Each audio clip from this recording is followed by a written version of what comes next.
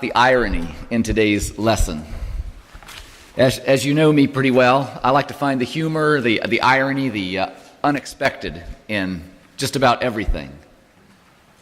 And I thought how interesting it was that this week is the week we hear about salt. I'm sure we're all sick of salt. In fact, Warner was just mentioning that earlier today about just how much salt the road crew has put on their road out there.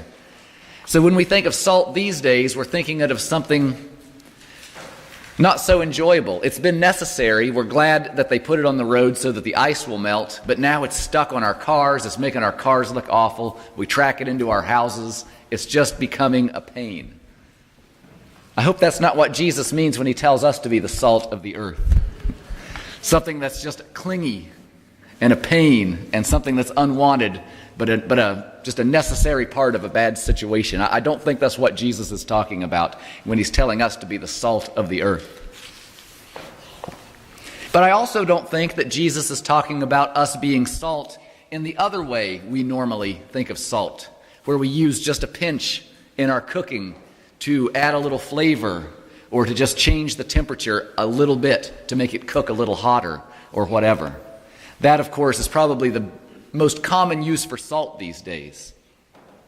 And while that is an important use for salt, salt throughout history has been so much more. Salt throughout history is really one of the most important minerals that humans have ever used. It's interesting, it's one of the most basic minerals, one of the most common minerals. When we think about the oceans, how salty the oceans are. So how much salt is in the world these days? How commonly occurring it is, and just how easy it is for it to become salt, for sodium and chlorine to come together to become salt. So the most basic, the most common mineral in the world is something that Jesus wants us to be. But we think about how many uses it's been in the world. In fact, I just bought a water softener and had it installed in my house. And now, of course, to make it work, I've got to dump bags of salt into it. So it's amazing all of the varieties of ways that salt has been and is used. The importance of salt didn't get past Mohandas Gandhi back in the 1930s when he was actively trying to convince the British Empire to let India become an independent nation and have self-rule. He wanted to start small. And so one of the things he tried to do was get the colonial ruler of India, the British colonial ruler, to get rid of the salt tax. Because Gandhi saw just how important salt is for life, especially in an area where the temperature gets up close to 100 degrees, 110 degrees, and salt is necessary for life. As people sweat, we know, they lose the salt that's in their bodies, and the salt has to be replenished. The salt is used in cooking, but it's used for so much more. And throughout history, salt, as Gandhi rightly observed, is really the stuff of life. The Roman soldiers back in the days of Jesus were actually paid in salt. And this is where the word that we still use today, salary, comes from. Because the Latin word for salt was salarius. And so the Roman soldiers were paid in salt, and that was really important to them because as they're in that Mediterranean world and they're sweating in all of that armor, they need the salt to replenish themselves. And then, of course, whatever extra salt they have is almost used like currency. They buy other food or other things in life with their salt that they are earned as a soldier of the Roman Empire. We say that a person is worth his salt whenever they do a good job, whenever they are competent in their career. People that even Jesus says today, the salt of the earth, has been actually a saying that's been around for thousands of years. It didn't originate with Jesus. He just applied it to his followers, how we're supposed to be. But this is a common phrase that's been around for thousands of years. And we may not think of it these days, but salt is also a cleanser. In the kitchens back in the old days, and probably still to this day, you can use salt to clean your pots and your pans. After the cooking is done, you soak your pots in salt water, and the salt is actually going to kill the bacteria. And then after it's set a while, you take a brush and scrub it with salt, and your pots and pans are clean. We know about bath salts. We know that salt can be used in our bath water to clean our bodies. And if you run out of toothpaste, you can even use salt to brush your teeth.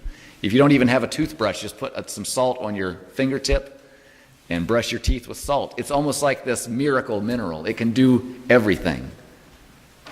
And of course, as Gandhi noted, it's necessary for life. Salt is essential for human life. Without salt in our diet, we die. And Gandhi believed that salt should be readily accessible to everybody, from the poorest of the poor up to the richest. It's not a privileged commodity. Because it is so essential to life, it should be freely available to everybody. I mean, again, look how abundant it is in the world. And yet, the British colonial powers thought that it was okay to tax these poor people in India for their salt. When Jesus tells us, his followers, that we're the salt of the earth, I think it's important for us to keep all of this in mind. Don't just think of it as that little pinch to add a little flavor to our food.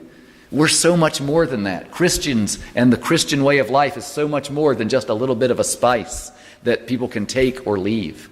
When Jesus says we're the salt of the earth, I think he's referring to salt as being essential for life and useful for so many things, for cleaning, for melting ice, for earning wages, for health, externally and internally.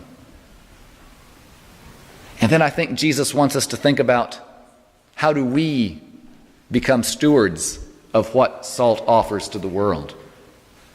As Christians, are we going to be like the colonial British and put a tax on it and say people have to pay and earn their way into this stuff that is so important to life? Or I think Jesus would like us to be more like Gandhi and understand that something so basic in life, yet so important, should be freely available to everybody. That's the message I think Jesus wants us to have today. Not that we are the church and we're supposed to add a little bit of flavor to the world, but we are to give the world life. We are to show people what life is like with the salt of God, this basic, essential mineral, so abundant and so readily available in the world. And so following Gandhi's lead, which is amazing because Gandhi wasn't even a Christian, but I think he nails it. I think he understands exactly what Jesus was talking about here. Salt should be freely available to everybody. This mineral that's so essential to life and that is good for so many things is something that we proclaim as freely available to everyone in the world. That's what we, as the salt of the earth, do as disciples of Jesus. As we go and share the good news with everybody around us, it's essential that we tell them that this stuff that is important for life is also completely free. So abundant, so available, and free. That goes against everything that we're taught in our society and in our economic system. But that's how Jesus would have it be. We are the salt of the earth. Yes, we add a little flavor to food. We add a little flavor to life. Yes, sometimes we are there to melt the ice and become an annoyance, maybe. That's part of life as well. But we're also to show that God's love and God's life are essential to everyone. And our calling from Jesus is to go and proclaim it as free and readily accessible to everyone, from the richest of the rich to the poorest of the poor. So let me encourage each and every one of you, as Jesus says, to be the salt of the earth, to be one of the most common minerals found in creation, to be everywhere, and to be something and someone that gives life and abundance and flavor to everyone around us. Amen.